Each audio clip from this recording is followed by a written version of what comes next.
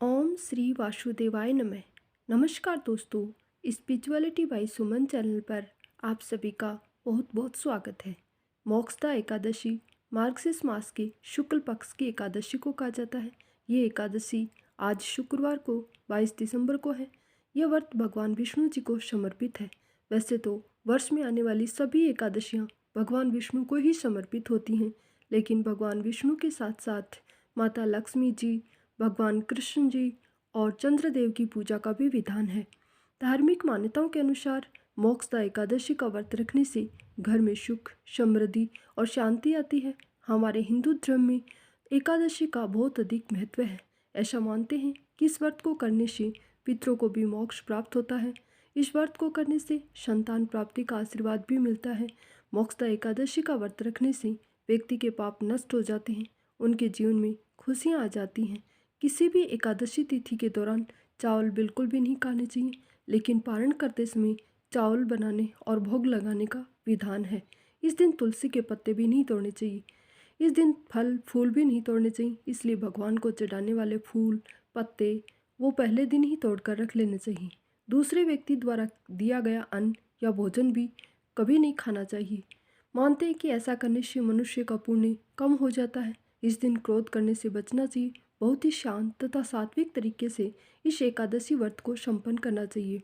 मोक्षदा एकादशी का अत्यंत ही महत्व माना जाता है और माना जाता है कि इस एकादशी पर व्रत कथा सुनने से हमें दुगुना फल प्राप्त होता है। मोक्षदा एकादशी का सविस्तार वर्णन भगवान श्री कृष्ण ने स्वयं किया है। धर्मराज युधिष्ठिर कहने लगे कि हे भगवान, मैंने मार्गशीर्ष कृष्ण एकादशी उत्पन्ना एकादशी का सविस्तार वर्णन सुना है। अब आप कृपा करके मुझे मार्गशीर्ष मास के शुक्ल पक्ष की एकादशी के विषय में भी बताइए।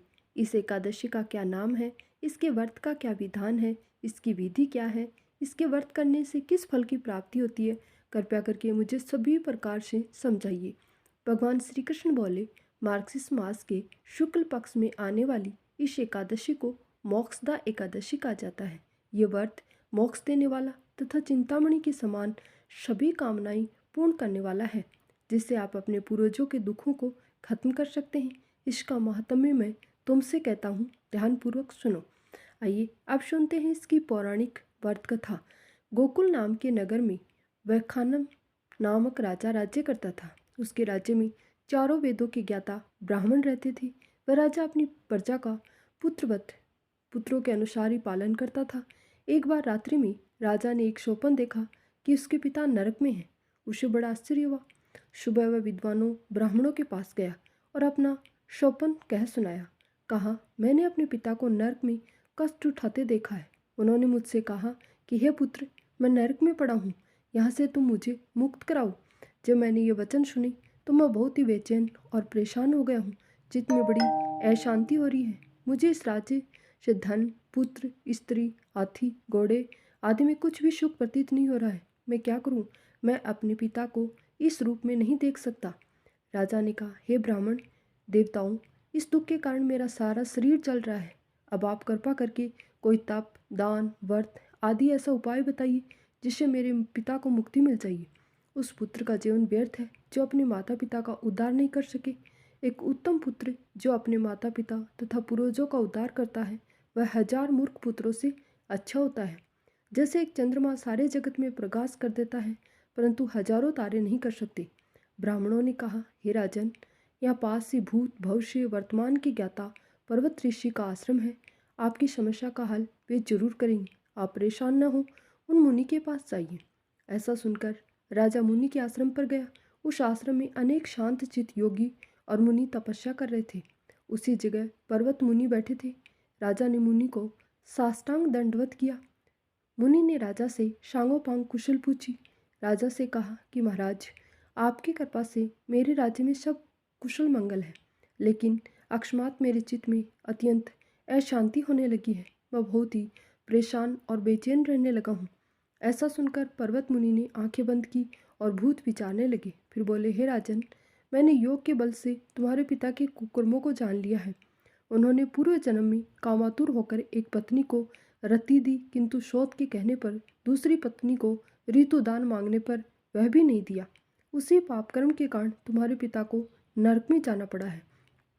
तब राजा ने कहा, इसका कोई उपाय बताइए। मुनि बोले, हे राजन, आप मार्गशीर्ष एकादशी का उपवास करें और उस उपवास के पुण्य को अपने पिता को संकल्प कर दें। इसके प्रभाव से आपके पिता को अवश्य ही नरक से मुक्ति होगी। मुनि के ये वचन सुनकर राजा महल में आए।